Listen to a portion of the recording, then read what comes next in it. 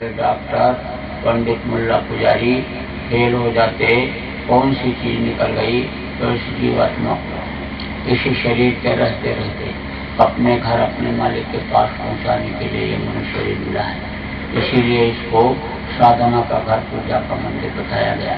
इसी में से रास्ता गया हुआ है कि जिससे स्वर्ग और वैकुंठ, देवलोक, पितृपितामह लोक, सूर्य चंद्र लोक, ब्रह्मपाल ब्रह्म लोकों में होते हुए अपने मालिक के पास अपने घर पहुंचा जा सकता है। देव दुर्लभ शरीर बताया गया क्योंकि देवता इसके लिए तरसते हैं, उनके अंदर ऐसा रास्ता नहीं है, लेकिन अपने लोगों के अंदर ऐसा रास्ता इन्हीं दोनों आंखों के बीच से रास्ता गया हुआ कि जिससे घर में ही बैठ करके स्वर्ग वैकुंठ में घूमा जा सकता है।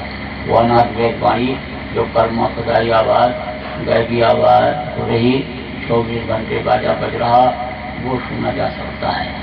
अब जब सत्संग मिलता है तब इस चीज की जानकारी मिलती है। जब संत मिलते हैं, महात्मा मिलते हैं, रास्ता बताने वाले मिलते हैं, तो ये रास्ता बता देते हैं और घर में ही सुख शांति, 4 पदार्थ, अर्थ, धर्म, काम, मोक्ष सब व्यक्ति के पास उपलब्ध हो जाता है। तो अब आप इस बात को समझो कि आप सब लोग भाग्यशाली हो कि जिनको गुरु महाराज जैसे गणी समर्थ संत मिले, सदगुरु मिले, जिन्होंने रास्ता बताया। अब यह है इस रास्ते पर अगर आप लोग चलोगे तब तो फायदा दिखेगा, और अगर रास्ते पर नहीं चले तो मंजिल तक पहुंच नहीं सकते हो। जैसे कोई बीमार है, उसको दवा दे दिया गया, अब वो दवा को अगर खाएगा नहीं तो मर नहीं जाएगा। ऐसे ही नामदान मिल गया, लेकिन नाम मिल गया, नाम की कमाई अगर नहीं किया गया, नाम को अगर बढ़ाया नहीं गया तो उसका लाभ नहीं मिलेगा।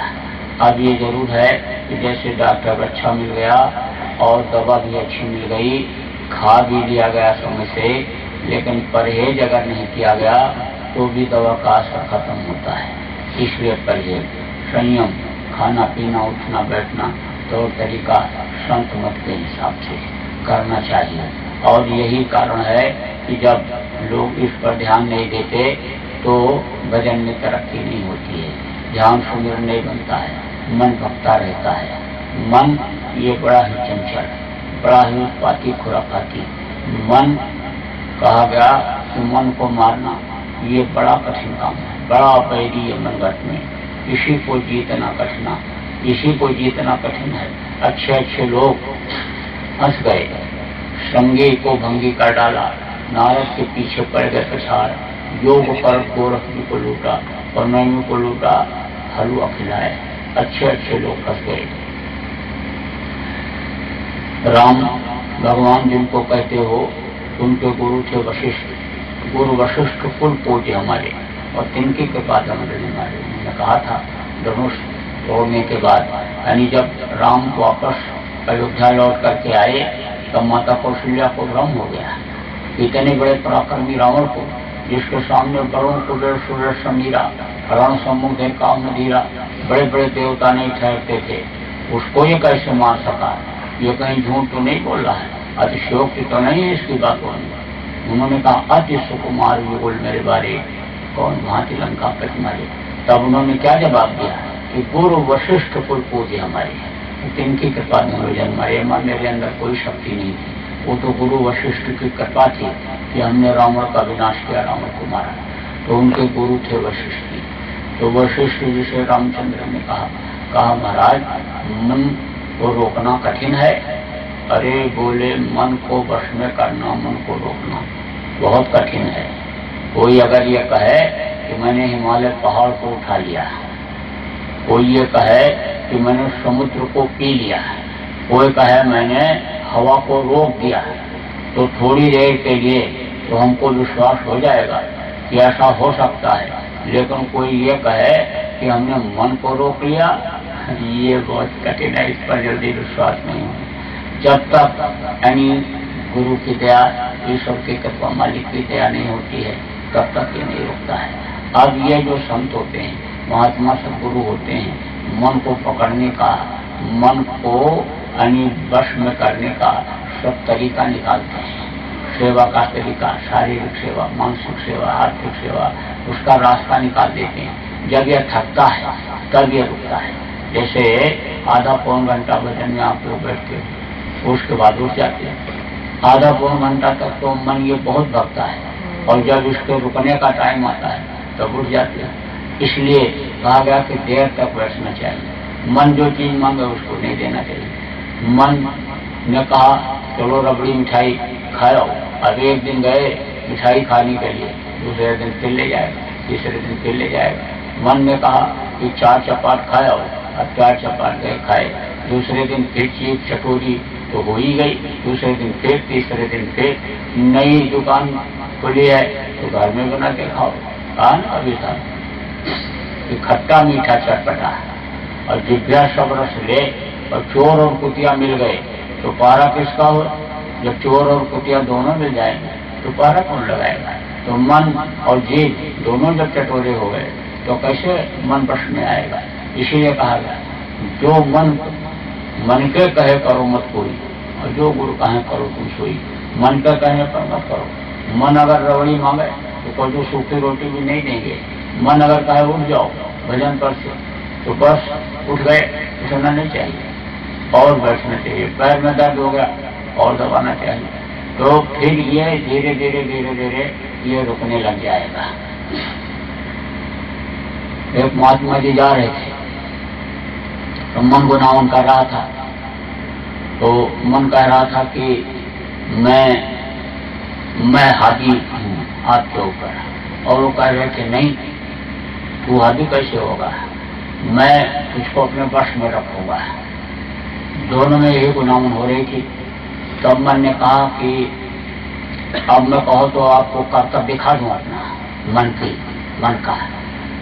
तो बोले अच्छा दिखा। तो ऐसे बाजार के किनारे से जा रहे थे, बस मन ने मोड़ दिया उधर, कहा चलो इधर, बाजार की तरफ चले गए। अब हलवाई की दुकान थी तो मन ने कहा बर्फी खाओ, तो कोई दुकान पर बैठ गए और बर्फी वहीं पर खाया। कहा हलवाई से कहा कि बर्फी तोलो, बर्फी दे दो।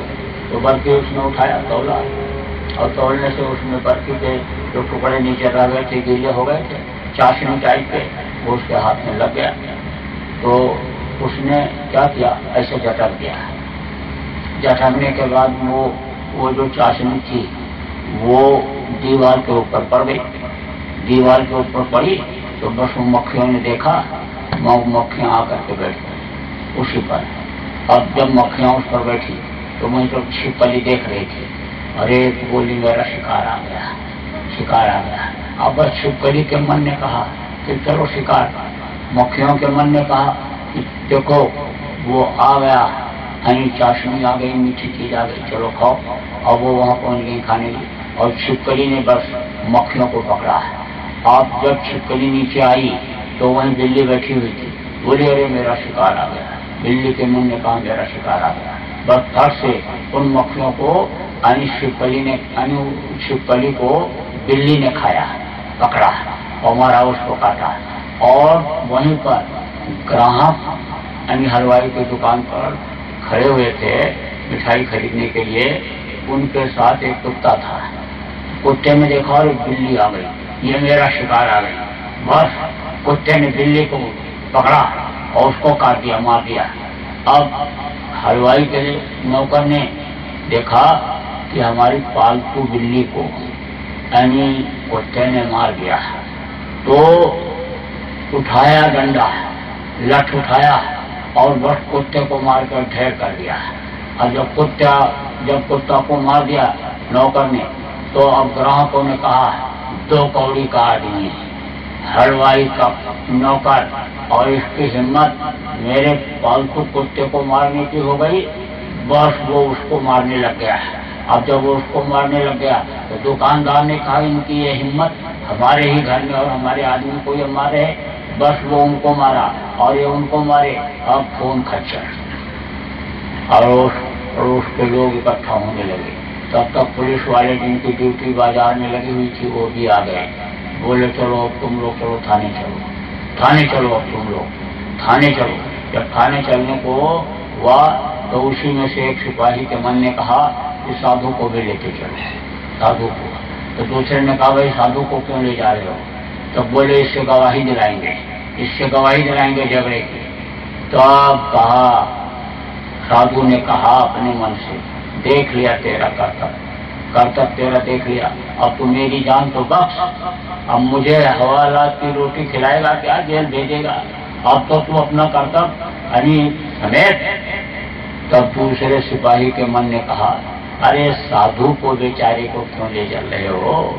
अरे पड़ोसी को, किसी दुकानदार को ही पकड़ लेंगे गवाह देने के लिए, इसको क्यों ले जा रहे, इसको छोड़ दो। अब बर्फ से वो वहां से चले, जान बचे लाखों पाए, लोग को बुद्धू घर को आए, वही इंसाफ हो गया। तो ये मन बड़ा पापी कहा गया सवरिया रे। मन जो है, मन को रोकने की गति, मन को रोकने का उपाय महात्माओं के पास है, गुरु के पास होता है।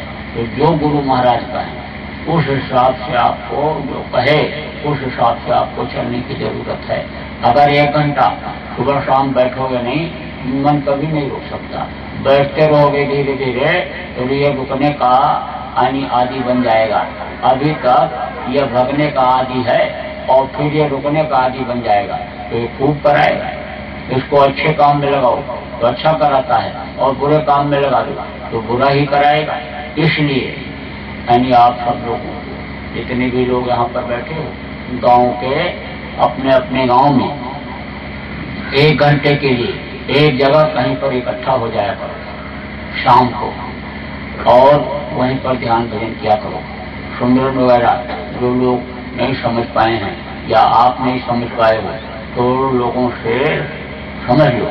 सुमिरन अगर ठीक से करोगे तो ध्यान और भजन में ये धनी मदद करेंगे। जिनके लोगों से होकर के जाना रहता है उनको अगर खुश कर लोगे तो वो जाने में कोई दिक्कत नहीं करेंगे। जैसे आपको कलेक्टर के पास मिलने के लिए जाना है और गेट पर कोई चपरासी खड़ा है और उसको आपने सलाम कर लिया तो वो फट से पर्दा हटा देता है और कहता है जाओ साहब से मिल लो। इसी तरह से जब खुश ये हो जाते हैं, इनका सुमिरन कराया जाता है, जिनके लोगों से जाना होता है, तो फिर वो रोक टोक नहीं करते हैं और बल्कि मदद भी कर देते हैं। जैसे काल का ये देश बताया गया, काल भगवान की ये नगरी, ये मृत्यु लोक काल का बताया गया, तो लोग कहते हैं कि काल बाधा डालते हैं। उनका काम यही है, क्योंकि वो ये सोचते हैं कि ये सब के सब जीव जब अपने घर, अपने वतन, अपने मालिक के पास पहुंच जाएंगे तो मेरा क्या होगा, मुझे कौन पूजेगा, और मेरे जो ये बनाए हुए देवी और देवता हैं इनको कौन खिलाएगा, इनका पेट कैसे भरेगा। क्योंकि मनुष्य ही उनको आहुति देकर जो तिल घी मेवा आदि चीजों को जला करके और धुआं निकाल करके उनको खिलाता है। तो सब लोग जब चले जाएंगे तो आखिर मेरी इस व्यवस्था का क्या होगा। प्रजा ही अगर न रहे तो राजा किस बात का वो रहेगा, किस पर हुकूमत करेगा। इसलिए वो इस चीज को नहीं चाहते कि सबके सब लोग अपने वतन घर जाने पाएं, तो बाधा डालते हैं। जगह जगह पर लोभ लालच वाली चीजें बना दिया, बाजार लगा दिया, यहाँ से निकलो एक दुकान से तो दूसरी दुकान में फंस जाओ, तीसरी दुकान में जैसे जेब खाली करवा लेता है आदमी, ग्राहक से बढ़िया बढ़िया बात दुकानदार बोलता है और उसको जरूरत नहीं भी है और उसको फिर वो सामान दिला देता है, अरे रखो आगे इसका दाम बढ़ने वाला है, कीमत बढ़ने वाली है, काम आ जाएगा, बच्चे बड़े होंगे तब काम आ जाएगा। अगर बढ़िया से दुकानदार है तो ग्राहक को बात करने में माहिर है तो ग्राहक को लौटने नहीं देता है। उसी तरह से ये माया का बाजार लगा हुआ है, इसमें कहीं न कहीं जीव को फंसाने का इंतजाम काल भगवान ने कर रखा है। तो अब आप उस बात को समझो कि काल फंसाने का काम तो करते हैं, लेकिन काल जब ये देखते हैं कि पिता के आदेश का पालन ये भाई हमारा कर रहा है तो उसकी मदद कर देते हैं। काल कौन है? जो हम लोगों के मालिक बनकर बैठ गए, हम लोगों के बड़े भाई पहले आए थे और उनको यह राज मिल गया, हम लोग बाद में आए तो हम लोग उनके माताहत हो गए। उनके अनुसार यानी चलने के लिए मजबूर हो गए। अब आप इस बात को समझो कि अगर वो ये देखते हैं, काल ये देखते हैं कि पिता एक ही पिता के सम है, एक ही सकल जीव मम उपजाया और सब पर मोर बराबर गाया, कहा गया सकल जीव मम उपजाया। तो जितने भी जीव हैं सब उसी मालिक के हैं और ये भी वो भी उसी मालिक के हैं, उसी के बंदे हैं, उसी के पुत्र हैं काल भी, जो जिनके हम आप सब लोग हैं, इस दुनिया के जितने भी जीव हैं सब लोग हैं उन्हीं के, वो भी हैं बेटे। अब पहले वो आ गए इसलिए वो मालिक बन बैठे। तो वो ये जब देखते हैं कि पिता के आदेश का पालन ये करते हैं, पिता कौन? सत्पुरुष, जैसे गुरु महाराज अपने थे, पूरे संत थे, सतगुरु सत्पुरुष जिसको कहते हैं, सतपुरुष के तद्रूप जिसको कहते हैं, सत्पुरुष की आरसी संतन की ही दें और लखना चाहो अलग को तो इन्हीं में लख ले। लोगों ने कहा कि वो अलग है मालिक, लेकिन अगर वो कहा गया उसको देखना चाहते तो संतों में देखो पूरी पावर उस मालिक के संतों में होती है। तो गुरु महाराज पूरे संत थे, सत्पुरुष के तद्रूप किसको कहते हैं? ट्रू कॉपी जिसको कहते हैं, बिल्कुल वैसे के वैसे, जैसे जेरोक्स मशीन निकाल देती है वैसे के वैसे, ऐसे वैसे के वैसे होते हैं। पूरी पावर उस मालिक की, सत्पुरुष की संतों में होती है। तो जब उनके आदेश का पालन कोई भाई करता है तब वो परेशान नहीं करते और बल्कि और मदद कर देते हैं। जैसे आपका कोई भाई बम्बई में रहता हो और आप यहाँ घर पर रहते हो, खेती करते हो, माता पिता की सेवा करते हो। अब जब वो ये देखता है कि ये पिता की सेवा कर रहे हैं तब तो वो जरूरत की चीज बम्बई से भेज देता है, जो भी कहोगे आपको दे देगा, जरूरत की जो चीज होगी वो दे देगा। लेकिन जब ये देखता है कि ये हुक्म की वजूदगी कर रहे हैं, यानी वो जो हुक्म पिता देते हैं उसका पालन ये नहीं करते, उनकी सेवा नहीं करते, तब वो टाइट हो जाता है, तब वो छीनने की कोशिश करता है, तब वो अपना हिस्सा लेता है और एक ही मकान में दीवार बीच में बनवा देता है। तो इसी तरह से गुरु के आदेश के पालन अगर आप लोग लगे रहोगे तो यानी यही काल भगवान मदद करेंगे। खाने पहनने की आपको कोई दिक्कत नहीं होगी, कोई परेशानी नहीं होगी। कहा गया जो इच्छा की नहीं मनमानी और प्रताप का जोर लगना है, जिस चीज की इच्छा करो वो चीज हाजिर हो जाती है। कब? कि जब दुनिया बनाने वाला मिल जाता है तब। तो दुनिया बनाने वाला कौन है? ये दुनिया की चीजें जिसने बनाई काल भगवान, तो जब वो खुश हो जाते हैं तो वो अपने आप देते हैं। अनिच्छित आवे बरियाई, अपनी इच्छा अगर है नहीं भी है और जरूरत है उस चीज की तो भी वो चीज हाजिर हो जाती है। किम सच्चा सागर में जाही यद्यपता ही कामना नहीं, किम सुख संपत्ति भी नहीं बुलाए धर्मशील पर जाए सुबह। अपने आप धार्मिक लोगों के पास ये चीजें आने लगती हैं। तो आप लोग ये नियम बनाओ कि शाम को गांव में एक जगह इकट्ठा होकर सामूहिक रूप से ध्यान भजन रोज करो। कई गांव के लोग आप यहाँ पर बैठे हो। एक आदमी अगर एक गांव का ये सोच लो कि आज कि हम अपने घर पर शाम को 1 घंटा ध्यान भजन करेंगे और लोगों को कराएंगे। उसी गांव के एक आदमी ये सोच लो कि भाई हम लोगों को बुला करके लाएंगे और ध्यान भजन कराएंगे, तो अभी बहुत काम हो जाएगा। कहा गया बड़े वे भाग्यशाली हैं नाम गुरु से, जो नाम गुरु से हैं पाई, मगर वे धन गुरुमुख हैं जो सत्संग में लाई। सत्संग में लाने का, भजन कराने का बहुत लाभ मिलता है। जैसे किसी को रोटी खिला दो, पानी पिला दो तो कहते पुण्य होता है। वो खुद आशीर्वाद देता है, कहता धन से पुत्र से करो, बोलो आपने हमको रोटी खिलाया, मैं बहुत भूखा था, आपने पानी पिला दिया, मैं बहुत प्यासा था, तो जैसे उसका पुण्य मिलता है, ऐसे इस जीवात्मा को जब भोजन मिलता है तो ये भी आशीर्वाद देती है। शरीर का भोजन क्या है? धान, गेहूं, चना, ज्वार, बाजरा, मक्का, ये सब शरीर का भोजन है। घी, दूध, मेवा, मिष्ठान, फल, फूल, ये सब शरीर का भोजन है। और जीवात्मा का भोजन क्या है? शब्द। ढाई अक्षर प्रेम से 150 पंडित हो पोथी पढ़ जब मुआ पंडित भयानक हो तो ढाई अक्षर क्या है? शाह आदापा अवदा शब्द। शब्द से ही सारा संसार बना। अन्नपूर्ण ब्रह्मांड देवी देवता सब शब्द से बने, और शब्द का खिंचाव जब महाप्रलय में होता है तब इस दुनिया संसार में कुछ नहीं बचता है। ये बड़े बड़े पहाड़ पत्थर ऐसे यानी बिल्कुल ताकत वाले नहीं रह जाती, ऐसे दबा दो तो सीमेंट से भी मुलायम, हाथ से इसे पकड़ के इसे पत्थर को दबा दो तो सीमेंट से भी पतला हो जाता है, यानी राख हो जाता है। तो ये पृथ्वी तत्व खत्म हो जाता है, पृथ्वी तत्व खत्म हो जाता है। पृथ्वी के नीचे जितने भी जीव हैं ये सब खत्म हो जाते हैं, सब खत्म हो जाते हैं। पृथ्वी के नीचे जितने भी जीव हैं ये सब बहुत है, इसमें कीड़े मकोड़े ये सब। आदमी तो इनको जानवरों को और कीड़ों मकोड़ों को हटा करके अपने रहने की जगह बनाया। अगर सच में देखो तो आदमी के लिए तो कुदरत ने कोई जगह ही नहीं बनाया है, लेकिन जबरदस्त होने के नाते साफ सुफ जहाँ किया तहाँ ये सब हट जाते हैं। बिच्छू सांप हो जाए और ये जानवर भी जमीन के नीचे के ये कीड़े मकोड़े सब हट जाते हैं वहाँ से। जहाँ आदमी पहुँचता है वहाँ, जहाँ गर्मी आग जली, जहाँ पर जो है झाड़ू लगा तहाँ से वो खत्म होते हैं, हट जाते हैं। तो अब आप इस बात को समझो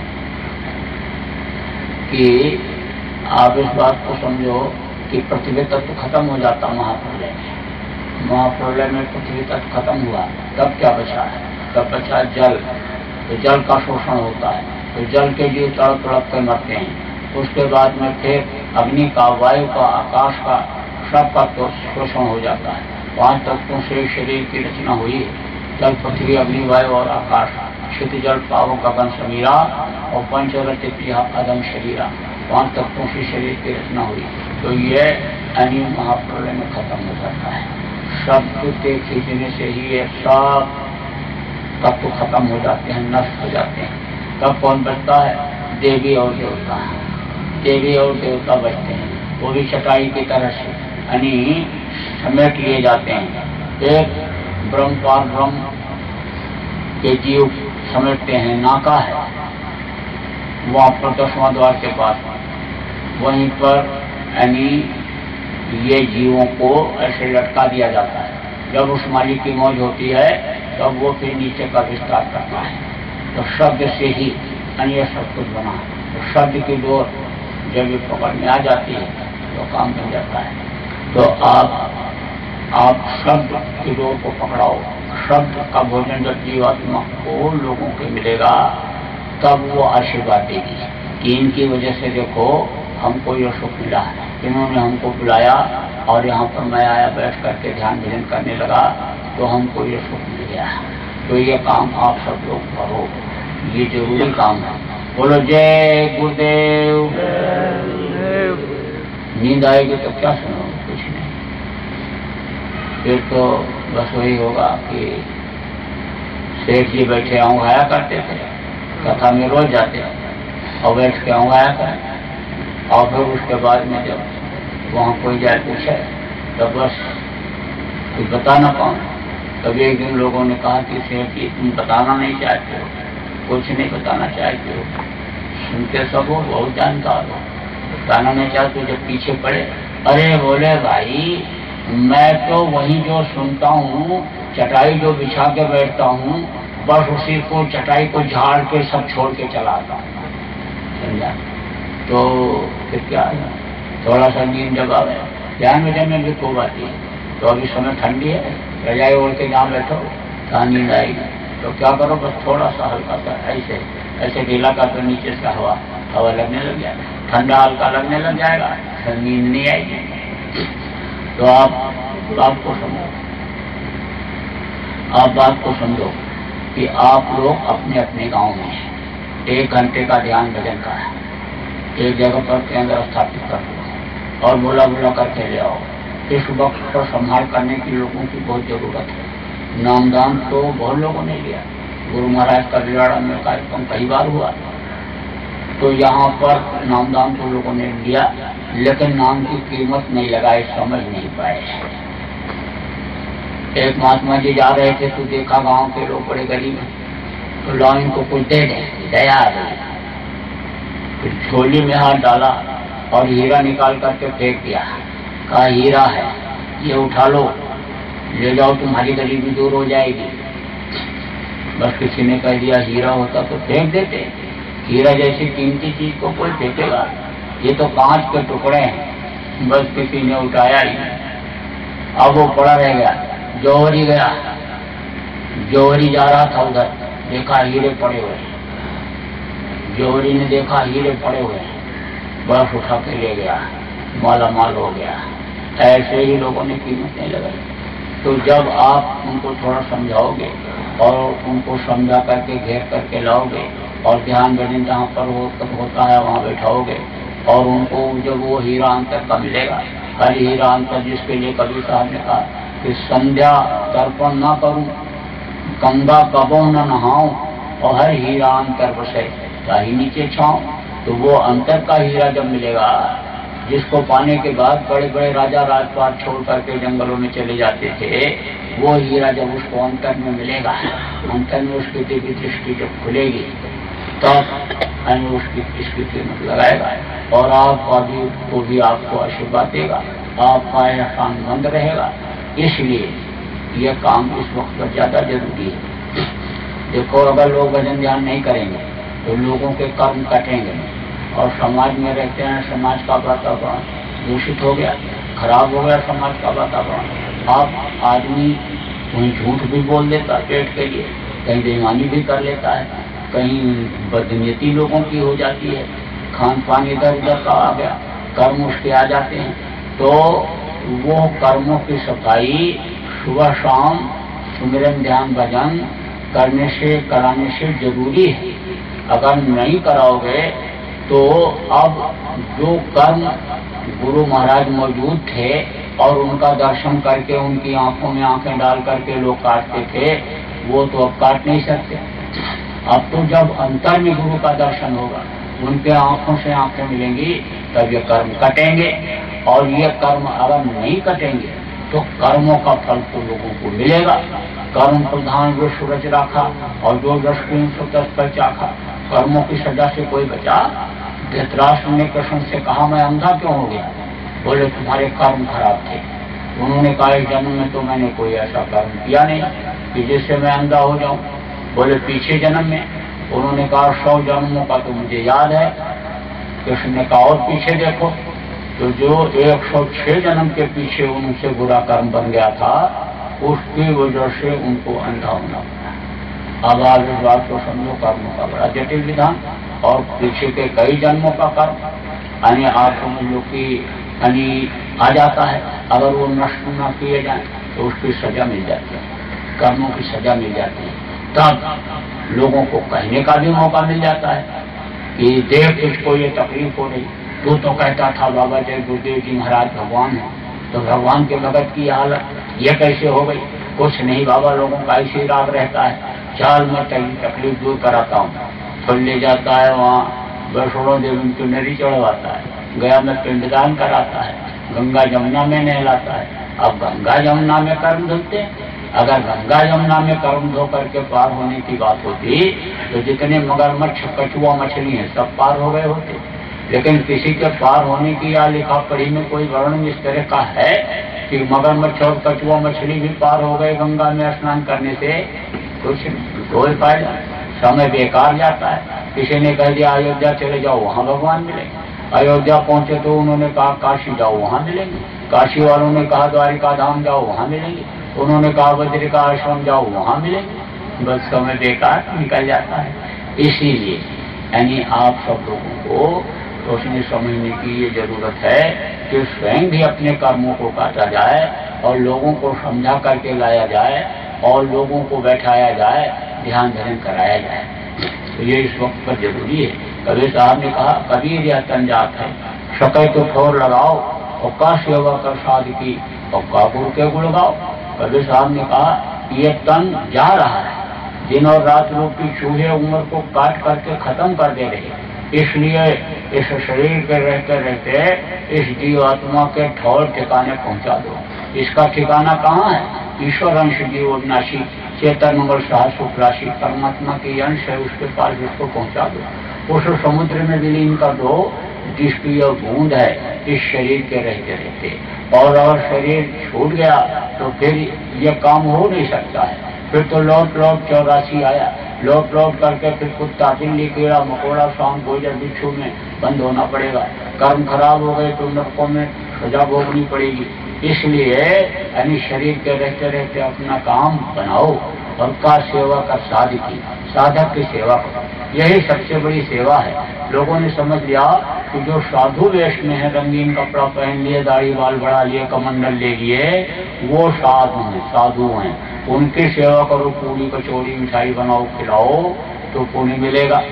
आज उस बात को समझो, सबसे बड़ी सेवा ये है कि साधक को साधना में लगाया जाए और का गुरु के गुण गाओ, गुरु की महिमा को गाओ, गुरु की बातों को बताओ। गुरु महाराज ने जो बातें बताई, जो गुरु का मिशन है उसको आगे बढ़ाओ, उसका प्रचार करो। शाकाहारी का प्रचार करो, शाकाहारी लोगों को बनाओ, मौत से लोगों को बचाओ। जो आने वाली तकलीफें हैं, लोग जानवरों को मारने लगे, काटने लगे, जो उनकी आत्माएं दुखी हो गई और वो मालिक नाराज होकर के, कुदरत नाराज होकर के उनको सजा देने वाला है, उससे लोगों को बचाओ। तो उससे बचाने का एक यही रास्ता है कि भाई लोग शाकाहारी हो जाएं, शाकाहारी हो जाएं, सदाचारी हो जाएं, भजनानंदी हो जाएं, भजन करने लग जाएं। तो ये काम इस वक्त पर ज्यादा जरूरी है। तो इस काम में आप सब लोग लगो। तो ये कोई सत्संग का कार्यक्रम तो इतने समय था नहीं, लेकिन आप लोग आ गए। लोग आ ही जाते हैं कि भाई ध्यान भजन होगा तो कुछ सुनने को मिल जाएगा और सामूहिक रूप से ध्यान भजन कर लेंगे तो बहुत अच्छा रहा। अब सत्संग तो होगा आपका 11 बजे। प्रचार कितने बजे का है? 11 बजे। तो 11 बजे से सत्संग होगा। तो आप थोड़ा आधा घंटा पहले तैयार होकर यहाँ बैठ जाना। और जो आपके मिलने जुलने वाले हैं या आस पास के जो लोग हैं उनको भी बुला सकते हो, क्योंकि उनको नामदान मिल जाएगा। नए लोगों को नामदान नए लोगों को मिल जाएगा। तो महाराज की मौजूदा ऐसी हुई है कि नामदान दो लोगों को, ज़्यादा से ज़्यादा लोग उससे फायदा उठाएं। तो इसलिए नामदान भी नए लोगों को मिल जाएगा। तो बोलो जय गुरुदेव, जय गुरुदेव, जय जय।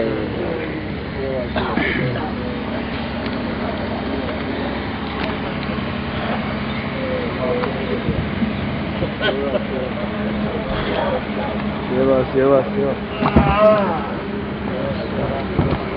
जय